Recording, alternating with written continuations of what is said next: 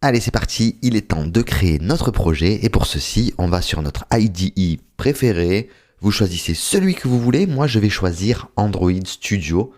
Actuellement, j'ai la version Bumblebee, vous pouvez avoir une autre version un peu plus tard. Vous pouvez peut-être avoir une version qui soit un peu plus ancienne aussi. Bref, on va choisir l'IDE que l'on veut. Ensuite, on va choisir un New Flutter Project. Donc je vais faire New Flutter Project, je clique sur Suivant. Évidemment, selon votre IDE, les boutons seront placés différemment, hein, mais vous aurez toujours plus ou moins la même chose. On va choisir notre Flutter SDK Path. OK. Donc, où est votre SDK Flutter? Moi, je clique sur Suivant. On va choisir le nom de notre projet. On va appeler ça comment? On va appeler ça My underscore Maps. OK. Du coup, on va choisir une SDK Location. Je ne vais pas vouloir que ce soit dans Library Android SDK, mais je vais le choisir ailleurs. Je vais le mettre ailleurs. J'ai créé un nouveau chemin. J'ai créé un nouveau dossier à l'intérieur de Users. Donc Mathieu. Desktop, mon bureau. Flutter, le petit dossier Flutter que vous voyez tout en haut. Et j'ai créé un autre dossier, My Maps, qui va contenir l'ensemble de notre projet My Maps. OK? Description, a new Flutter project, ça me va très bien. Project type, application, organisation. Ce ne sera pas comme point example pour moi, mais comme point Codabi. Bien évidemment, pour l'organisation, vous mettez soit si vous n'avez pas de site internet ou pas d'entreprise, vous mettez ce que vous voulez. Sinon, vous mettez en reverse si vous avez un site internet, c'est-à-dire moi c'est codabi.com. Là, je mets comme.codabi, mais vous connaissez déjà le principe. Android language, Kotlin, ça me va très bien. iOS language, Swift, ça me va très bien. Plateforme, Android, iOS. Et je ne veux pas de web pour l'instant, parce que tout simplement, je veux travailler avec les cartes uniquement sur une device. OK? Voilà, et maintenant, je peux le créer. Donc, je clique sur Finish et mon projet va être créé. Ok, donc mon projet a été lancé. Là, je suis sur le README, il a été créé. Je vais aller, hop, choisir pas Android, mais bien évidemment Project en haut ici.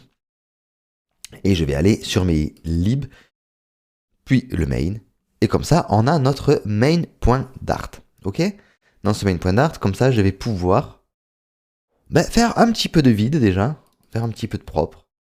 Et on va lancer notre application et on va voir évidemment qu'au début, on a l'application de base. Donc là, je vais supprimer les commentaires qui ne me servent à rien. D'accord? Hop.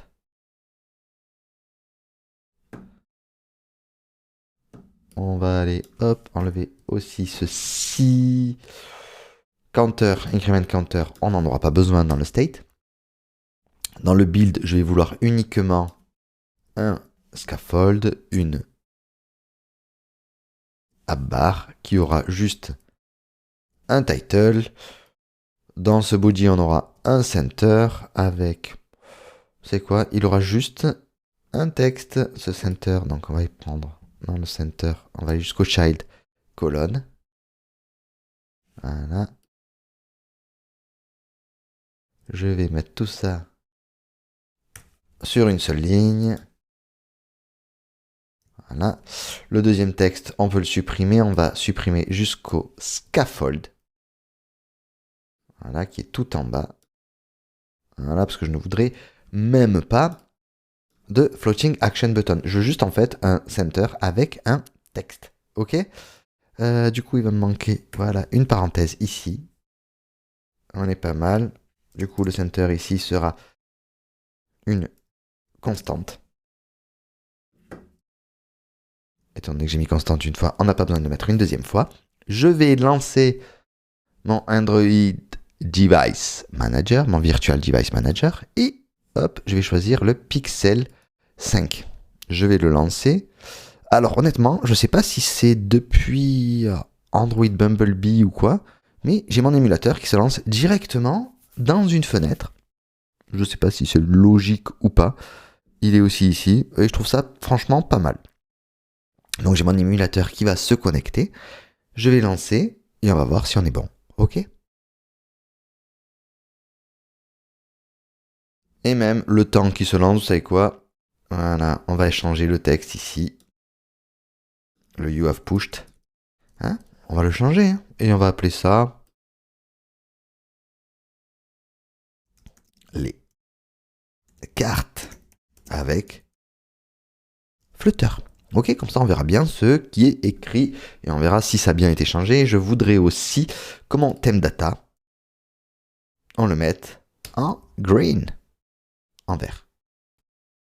Ok, donc maintenant que mon émulateur est lancé, vous voyez qu'il est ici, ben, je vais lancer le projet dessus. Allez, je vais lancer l'app sur cet émulateur. Et voilà, notre application a bien été lancée. Vous voyez qu'elle est juste ici, elle est en vert, les cartes avec Flutter. On pourrait même lui rajouter un debug show check mode banner qu'on va mettre en false. Je relance, c'est parfait. Donc on va s'arrêter là pour cette vidéo, on va même s'arrêter là pour cette section. Et dans la prochaine section, on va voir comment utiliser la position de l'utilisateur.